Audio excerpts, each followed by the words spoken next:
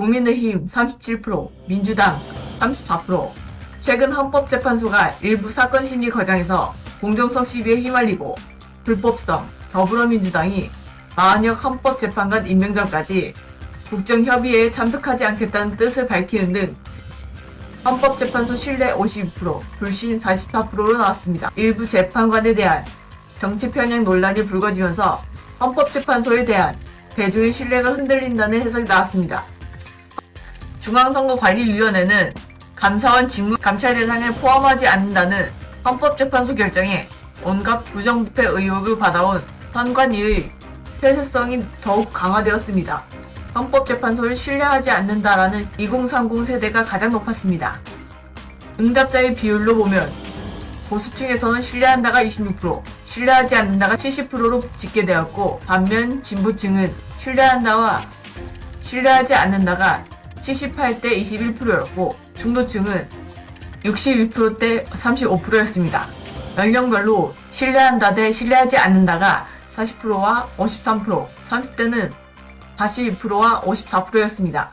반면 40대는 70%와 24%, 50대는 58%와 40%로 신뢰한다고 답한 비율이 더 높았습니다. 51%와 46%, 70세 이상은 43%와 44%로 신뢰한다와 신뢰하지 않는다는 비율이 비슷하게 지표되었습니다. 윤석열 대통령 탄핵에 대해서는 55%는 찬성, 40%는 반대한다고 응답하였습니다. 지난 1월 2주차 조사 때는 윤석열 대통령 탄핵 찬성이 62%, 반대가 33%로 찬반 격차가 29%대였는데 한 달 만에 그 격차가 15%로 줄었습니다.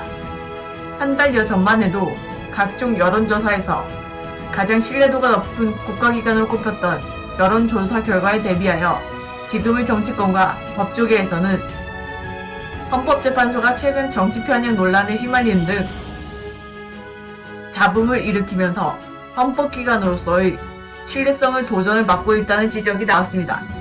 헌법재판소의 윤석열 탄핵 심판 과정을 신뢰하지 않는다는 사람이 10명 중 4명이 넘는다는 여론조사 결과가 나왔으며, 특히 2030 세대가 헌법재판소의 탄핵 심판 과정을 상대적으로 더 신뢰하지 않는 것으로 나타났습니다.